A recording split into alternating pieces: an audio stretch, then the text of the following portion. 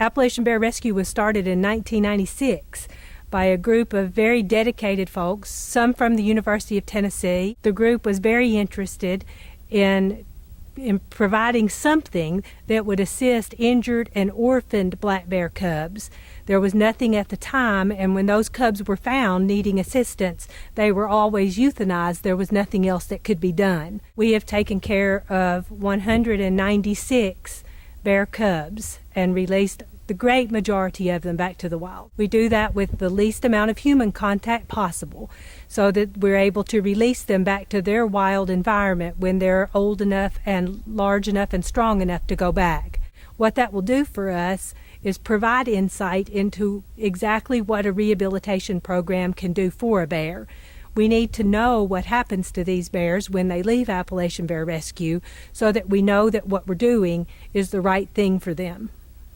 These days, a lot better technology is available for tracking bears in the form of GPS tracking collars. We will be working closely with the National Park Service, with Tennessee Wildlife Resources Agency, and with universities in the area, like the University of Tennessee or Maryville College. We would like to move much further than assuming that they're doing well. We'd like to know that they're doing well. For one, it can tell us how we need to adjust our program if we do. If there are things that we're doing that we could make adjustments on that would give these bears a better chance, we'd be happy to do that. We just need to know what they are. There are a lot of states and agencies who don't necessarily believe that rehabilitation of black bears is the best way or is even possible. And if we could have scientific research that's published to prove that it absolutely does work, I think that this would potentially save a lot of other bears. Not everyone could go and do this kind of research. They don't have the bears to do it.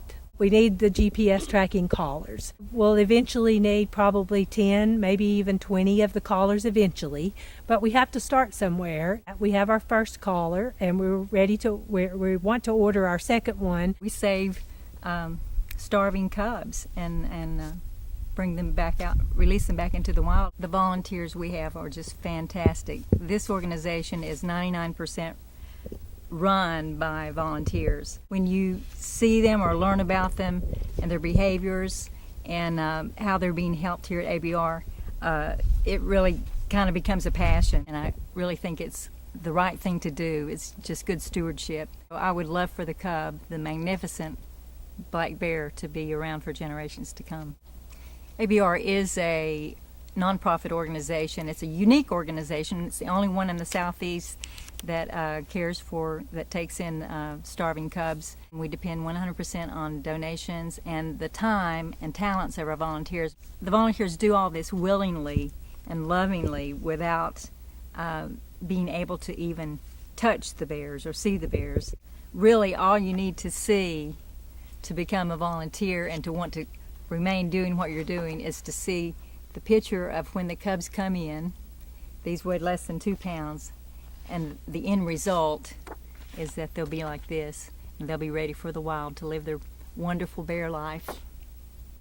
I'm really excited about our beginning to get involved with tracking collars. We take care of bears and we get them ready to release them, and then they're released, and we really don't know what happens to them. So it would be nice to know what actually happens to our bears. So it will help us begin to follow up and see how they're doing once they're in the wild.